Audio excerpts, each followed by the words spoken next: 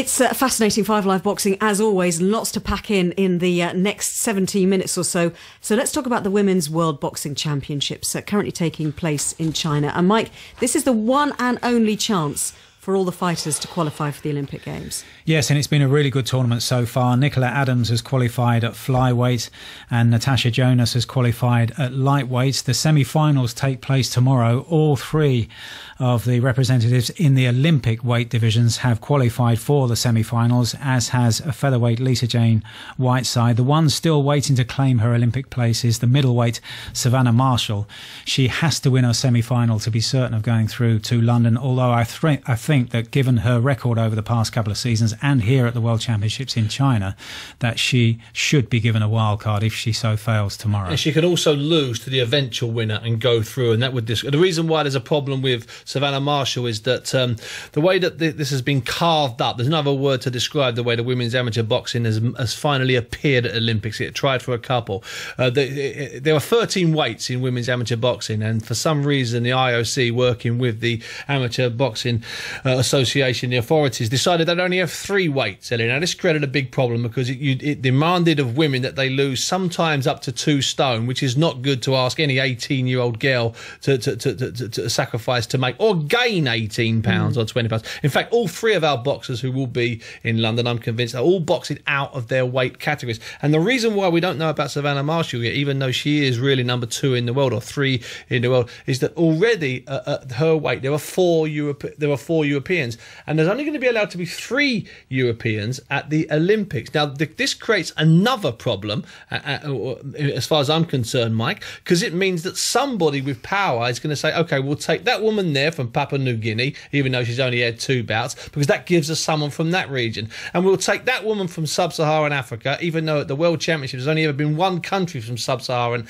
Africa, so we'll take her from Ghana. I know she's never boxed, but we haven't got any Sub-Saharan Africans. We'll take her, and Savannah could miss out simply because the regions she comes from are just too good. And in fact, I'll give you just an idea. At the last World Championship in Barbados, there were 60 different federations. 27 were from Europe, and only 1 was from Sub-Saharan Africa, and yet they'll still get 2 boxers in. It does not add up. No. We'll talk a bit more about that in a second, but let's hear from Natasha Jonas.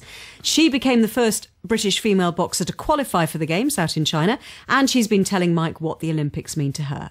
It's hard to describe in words, but I remember being a little kid and watching the likes of Linford Christie and Sally Gunnell and Tessa Sanderson and Tanya Greg Thomas, and I was thinking, how am I going to get there?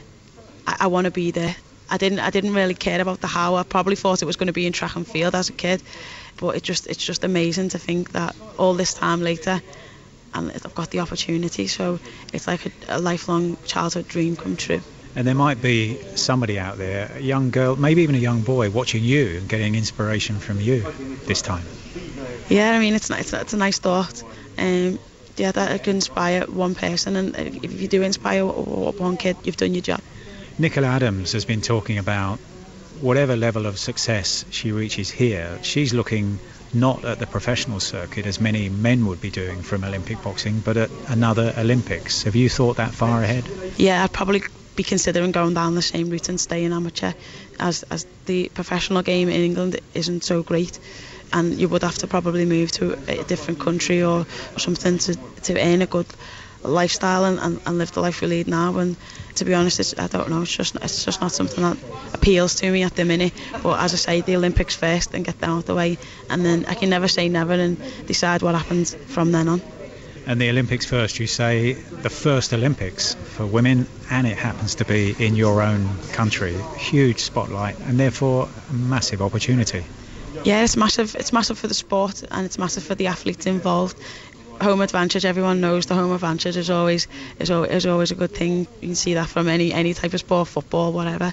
When you're playing at home, you get an extra boost. So it's huge to be in London and probably having the majority of people cheering for you for a change instead of boxing even abroad. Even with your accent. Yeah, even with my accent, yeah. Probably don't understand what I'm saying in the interviews, but you know I'm English, so yeah.